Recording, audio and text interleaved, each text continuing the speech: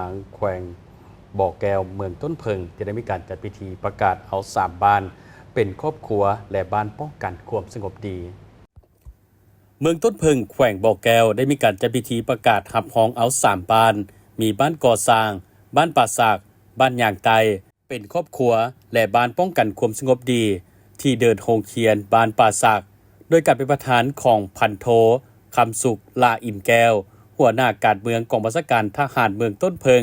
พันโทเวียงมณีแพงเจือลาห้องหัวหน้ากองบัญชาการป้องกันความสงบเมืองต้นเพิงพร้อมโดยภาคส่วนที่เกี่ยวข้องเข้าร่วมพันตรีสมสนิทสติดไซหัวหน้าแผนกคุ้มครองสถาบันครัวและก่อสร้างหากทานเมืองต้นเพิงแขวงบ่อแก้ว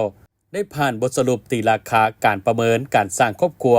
และบ้านป้องกันความสงบดีประกอบมีบ้านย่างไต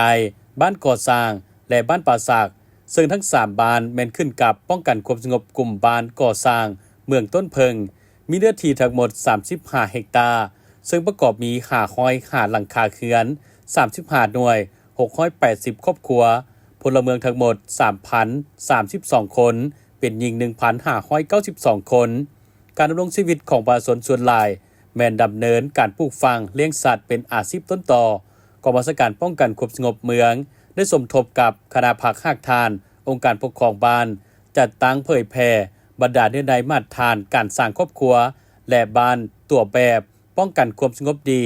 ติดพันกับการศึกษาอบรมปลุกระดมและสร้างบทบันทึกความเข้าใจให้กับประชาชนได้รับรู้และเข้ารบต่อระเบียบกฎหมายของรัฐอย่างเข้มงวดเฮ็ดให้องค์การปกครองการจัดตั้งบ้านประชาชนบรรดาเผ่ามีความหนักแน่นเข้มแข็งทางด้านการเมืองตื่นตัวประกอบส่วนเข้าใส่การพัฒนาเศรษฐกิจครอบครัวเวียกงานป้องกันชาติป้องกันความสงบภายในบ้านเป็นอย่างดีผ่านการลงเคลื่อนไหวสุขนูนที่ตามและประเมินผลแบ่งออกเป็น3ระยะและอิงตาม4มาตรฐานของครอบครัวและ8มาตรฐานของบ้านป้องกันความสงบดีเห็นว่า3บ้านมีครบตามมาตรฐานเงื่อนไขจากนั้นได้ผ่านข้อตกลงของท่านเจ้าแขวงว่าด้วยการยั่งยืนเอา3บ้านเป็นบ้านตัวแบบและเป็นบ้านป้องกันความสงบดีจากนั้นได้มีการมอบใบยั่งยืนครอบครัวพร้อมทางหลั่นของ9 บาทและเปิดปลายบ้านป้องกันความสงบดีอย่างเป็นทางการ